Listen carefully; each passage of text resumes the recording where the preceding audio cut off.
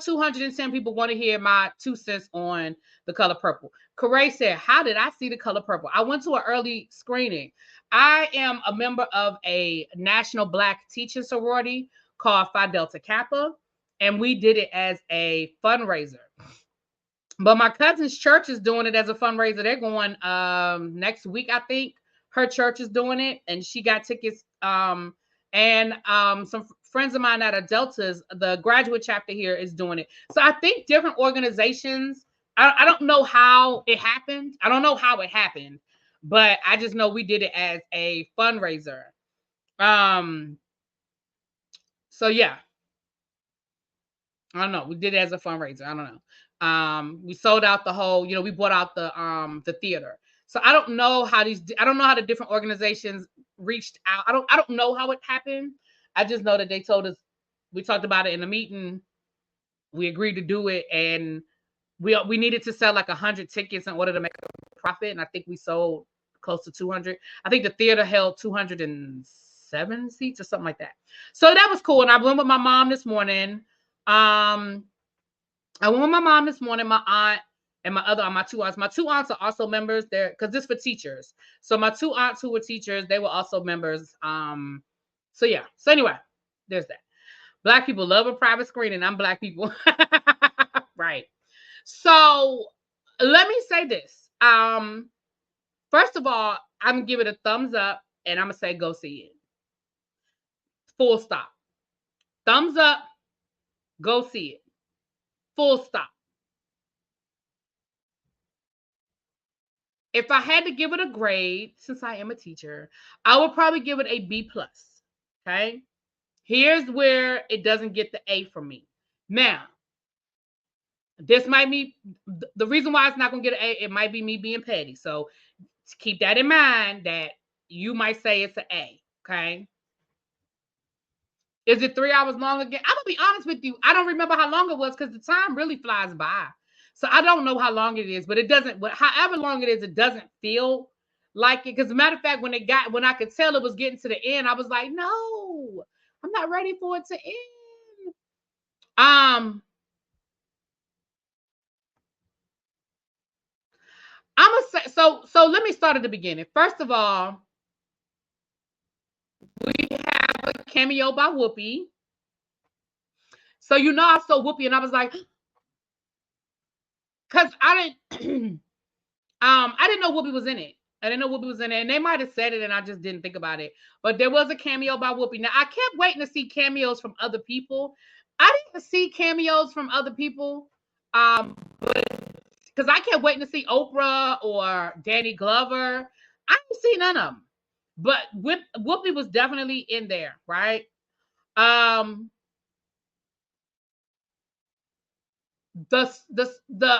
remember, you guys, I cannot stress this enough. This is not a remake of The Color Purple. Say it one more time. This is not a remake of the movie The Color Purple. This is the movie adaptation of the Broadway play. And that is important to remember because it's a musical. It is important to remember because you're going to be sitting there and about 5 minutes into the movie, they're going to break out into a song and you're going to be like,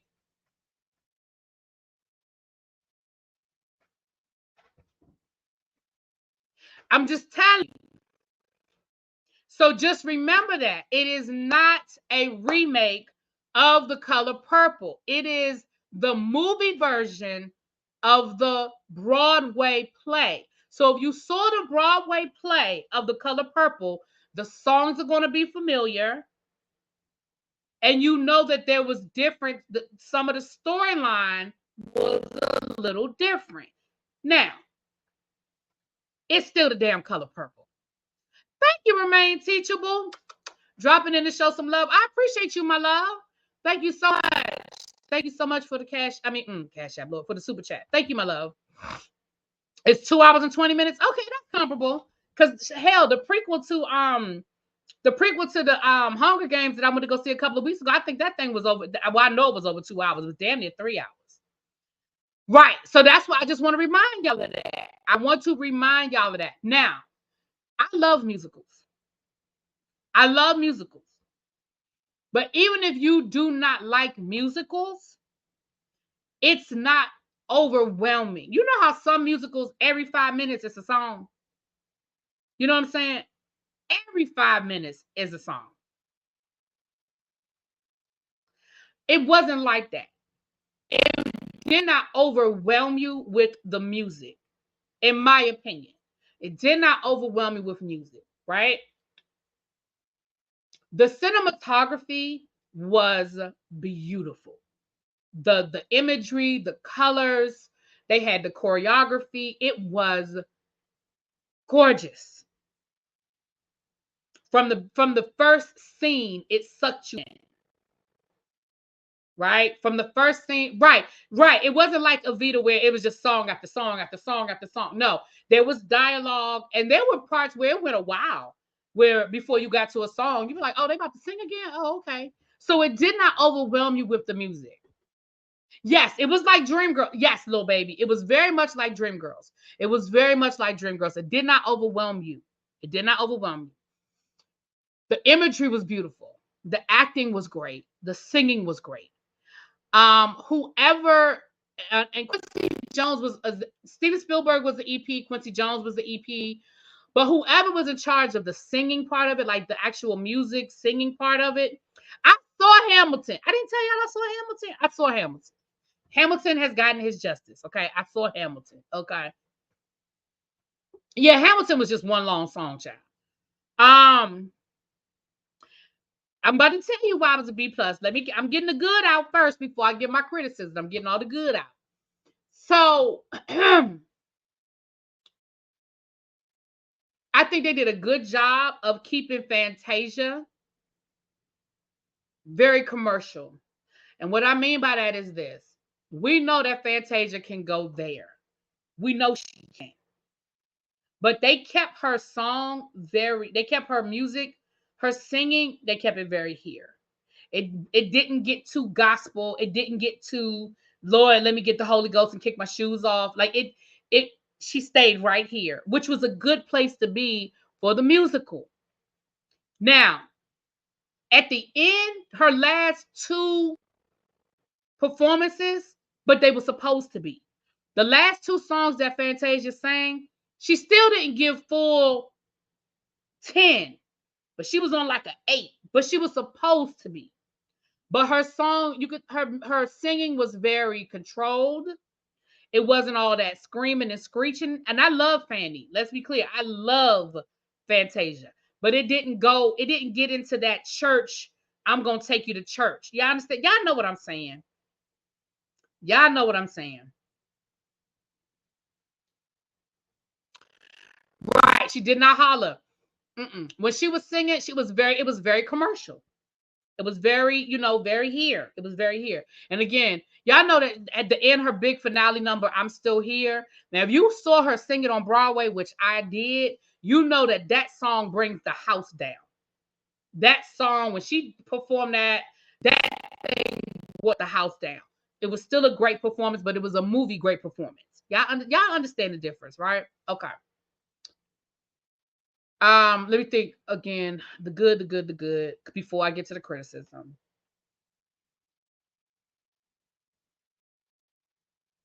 Okay. The spirit was contained. Yes. Fantasia has been killing the fashion when she's singing at the Oscars. Now, when she's singing at the Oscars, oh, it's gonna be a whole nother conversation. It's gonna be the Broadway Fantasia. But you could tell because again, you could tell that they had to keep it commercial like that, right? Fantasia has the same issue Patti LaBelle used to have. What, being able to contain it. So all of those things I thought were great. Here's my criticism. I have a couple of, and this is why it's a B plus. It may be an A minus, maybe an A minus, but definitely a B plus, A minus, somewhere in that range. Here is my criticism. It felt rushed. Some of the scenes, I felt like they didn't let us sit in it. For example, I'm going to give you the example And this is probably the best example of the whole movie. But it was a couple of scenes like this where I felt like they didn't let us sit in the moment. You guys remember the scene from the original Color Purple. And I know it's not the movie remake, but I'm giving y'all an example of what I mean. Y'all remember in the movie The Color Purple when Mr. found out that Celie had been writing her sister, right? And y'all remember he asked her to shave him. And you remember that moment, that build up, that moment where she comes out there, she's still crying, she's still upset because he had hit her. And we see her sharpening up the knife. And we see her shaving him. And he grabs her hand and he says, "You better not cut me." And you see her hand. And you see her. And you remember how slow that went? Y'all remember how slow that scene was? Like you literally saw her hand just go real slow up his neck, right? And then you saw her wipe it off. And then you saw it. You could almost see her thinking, I could cut it right. I could do this right now. You could almost, in the original movie, you felt like you could see Celie thinking, weighing the pros and cons. Like you could see it. Like, I could get away with it. You know, y'all remember that moment? In the remake, that moment was so rushed. I mean, it was rushed. It was rushed. It was just very right. It was very, I just felt like it was very rushed. And even that last moment, remember when Suge Avery pulled up and she stopped her? That whole scene was rushed to me. We didn't have, us as the viewers, if they had just added 10 more seconds, just 10 more seconds to that moment. Right. Remember Suge had to stop her. In the movie, it was very rushed. And I was like, we just needed a few minutes to sit in that. We needed a few minutes to just sit in that. And so I felt like it didn't have the same impact that it had. Somebody wrote Easter Dinner. I felt the same way about Easter Dinner. I felt like that we knew what was coming. We knew that was the moment that Celie was going to give it to him. But again, I felt like we ain't get that. We didn't get it. We got the dialogue, but we didn't get as much of the emotion of it. Because in that moment, you know what I'm saying? It just felt rushed. They did it, but it felt rushed. You know what I'm saying? They did put the scenes in from Africa, and they did a great. Now the way they did that, when y'all see that, the way they spliced in the scenes from Africa, oh my gosh, I loved the way they did that. I loved the way they spliced those scenes from Africa in. Oh my gosh, oh my gosh. Y'all are gonna, like I said, the cinematography of it was great. I don't want to tell y'all. I'm gonna wait for y'all to see it, but when you see it, y'all will understand. Even when they found the letters, remember when they found the letters, and remember how Suge said, "Wait," she said, "We're gonna put them in order." When they found all the letters, and they had that whole moment where Suge was like, "We're gonna put these letters in order so you can read them from the beginning." And remember, she checked the postmark and she put the letters in order for Celie, and Celie could read from the beginning and bring it up to current. Y'all know what I'm saying? Like that. So that's my other criticism. And these are the two things. These are my two criticisms, and that's it. My first criticism is that I felt like some scenes were rushed. I felt like some scenes were rushed. The other thing is they left out, and I know it's not a remake of the movie. I understand it. I'm telling y'all that, so I know. But they left out some parts that, for me, they left out my favorite scene. Well, one of my favorite scenes. They left out the Suge Avery God is going to tell you something part. They left it out. Now, David Alan Grier plays Suge Avery's daddy. Tamala Mann plays the first lady. So that was cute to see Tamala Mann, see David Alan Grier. At the end of the movie, her and David Alan Grier, they do make peace and they sing God is going to tell you something. But they don't give us. I think that was the one of the best musical parts of that movie, of the original movie, where Suge Avery is down to the juke joint and she could hear the church and she walks to the she goes from singing the blues to singing gospel and she walks to the church and everybody from the juke joint follows her. That has got to be one of the best moments of the original Color Purple. It's not there. And I was disappointed. And again, I know it's not a remake of the movie, but they gave us so many other parts. They gave us so many other parts. I mean, they gave us the You Told Harpo to Beat Me. You know what else they didn't give us? Y'all know what else they didn't give us? They didn't give us the first Suge Avery Celie meeting when she looked up at Celie and said, "You show is ugly."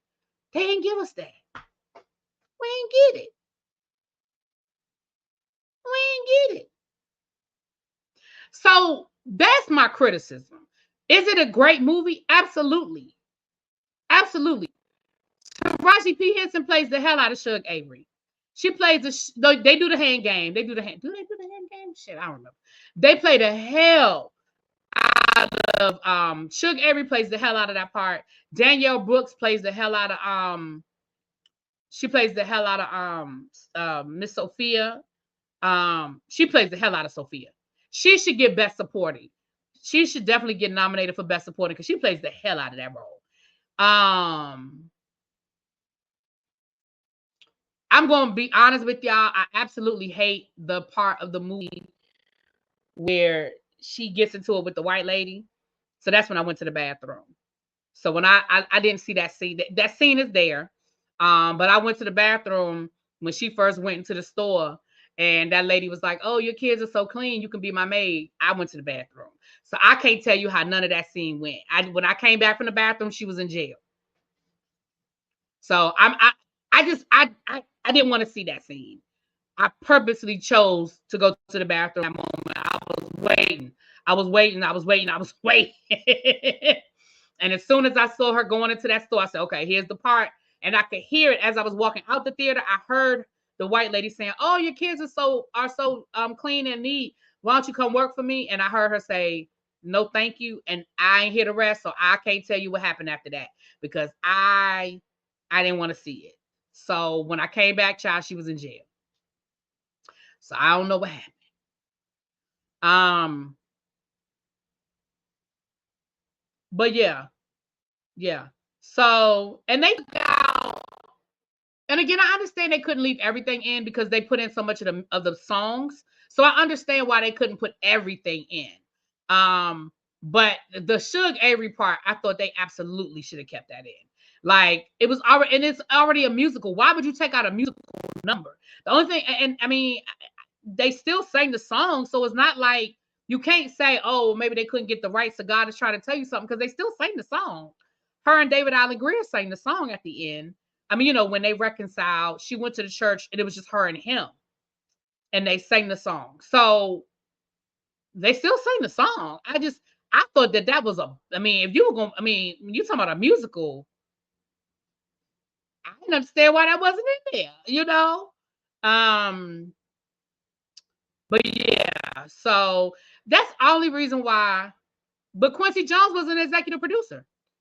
Quincy Jones was an executive producer, so if he owns the rights, why wouldn't he give them the rights to it? He was the EP on this movie. Steven Spielberg, Oprah Winfrey, and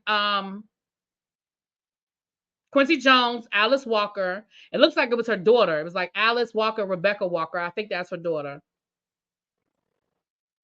Outside of the consequences, her slapping that white man was the best part. See, it was the consequences I didn't want to see. I didn't care about her slapping the white man. It was the consequences of her slapping the white man I didn't want to see. That's what I was thinking, Marnie, is that maybe that's why they took it out because we just live in such a sensitive world now where Because the rest, I mean, and the reason why I feel like it still would have been good to keep that in, Marnie said people maybe may have been offended by Suge calling Celie ugly. The reason why I still think they should have kept that in is because you see how, just like in the original movie, in this movie, you see how in the movie. Now, here's a spoiler alert in case y'all didn't know. I'm gonna pause for a minute because I'm about to. Now, this might be some. If you never saw the Broadway play and you never actually read the book, The Color Purple, this is about to be a spoiler alert. So I'll pause for a couple of seconds before I say what I'm about to say because it's about to be. Y'all gonna be like, what? Y'all do know that Celie and Suge actually had a relationship, like they had relations. So I feel like leaving that in.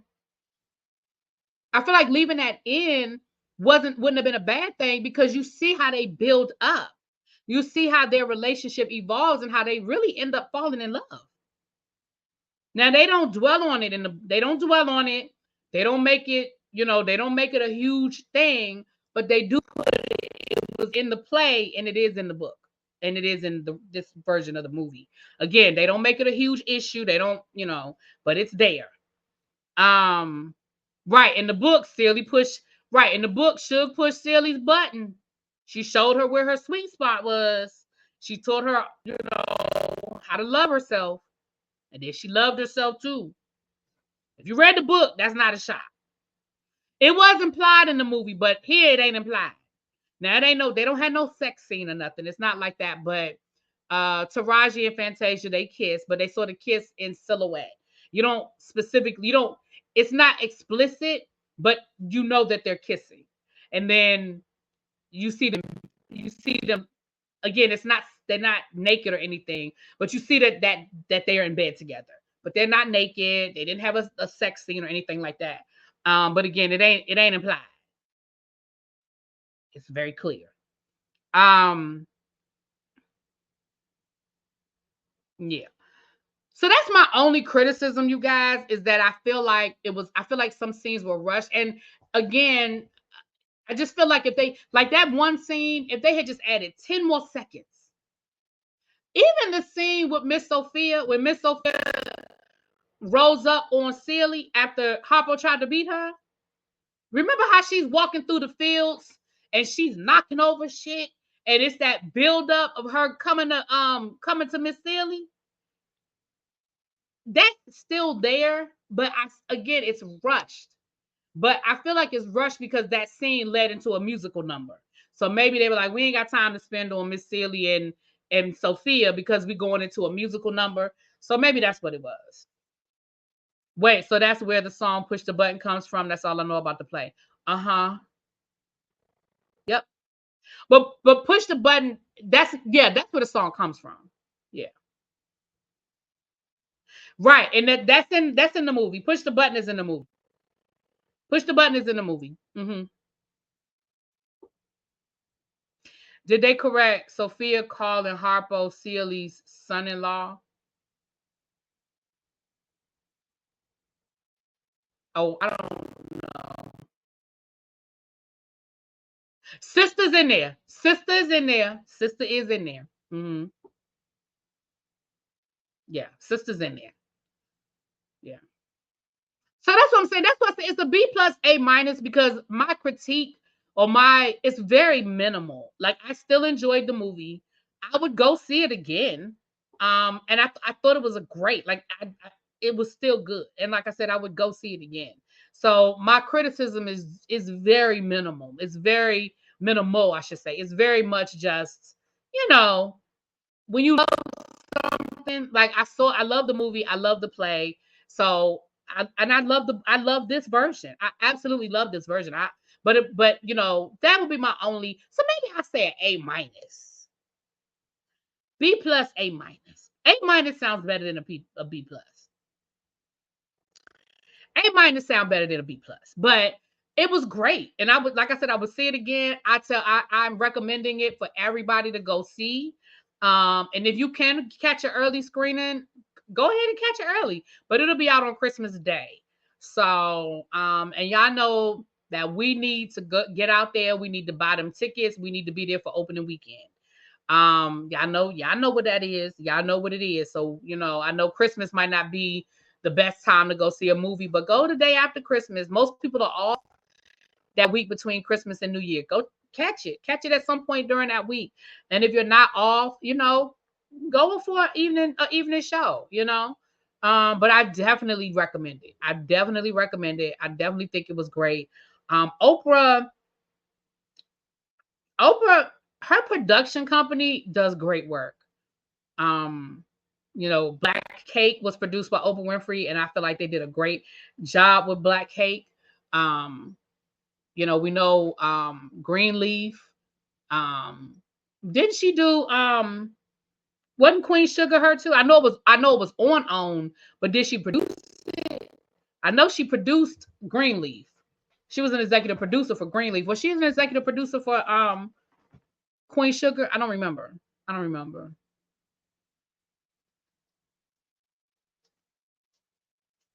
You thought about me when you saw a clip of Spielberg taking a pic of the cast.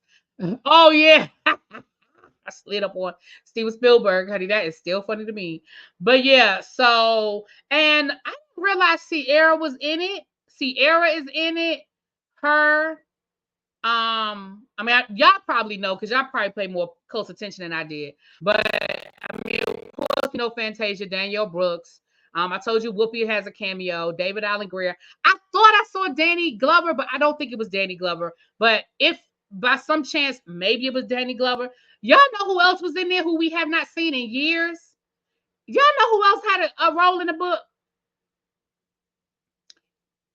Her was Squeak.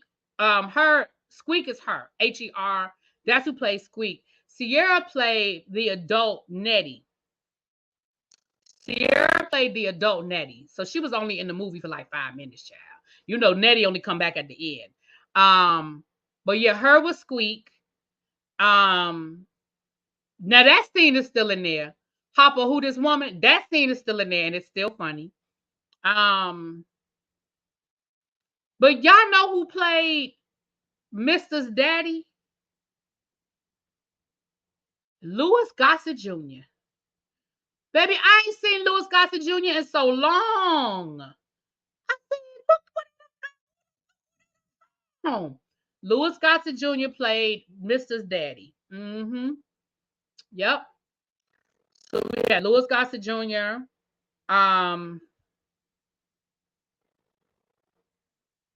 Yeah. So it was good. It was good. It was really, really, really good. Really, really, really good. So go see it. I recommend it. All right, y'all. I'm getting ready to get off of here so I can do my reviews. Demetra Douglas, please, if you are hearing this, if you're seeing this in a replay, please reach out to me. Send me your email with a physical address. I don't know if that's your legal name, your government name or not, but please send me an address where I can mail you, because I'm ordering it. I'm not mailing it myself. I'm ordering it from a website. So you'll get your merch. Miss Old School, you dropped down in the chat before, but make sure if you haven't already email me so I can order. Again, I'm going to be ordering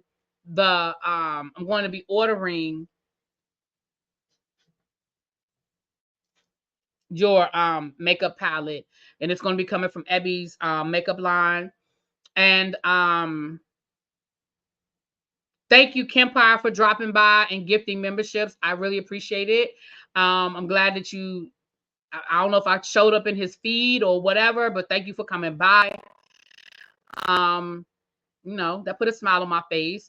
Thank you, Remain Teachable. Thank you, Phil, for the super chats. Let me double check before I get off of here. I don't think I got a cash app, but let me double check.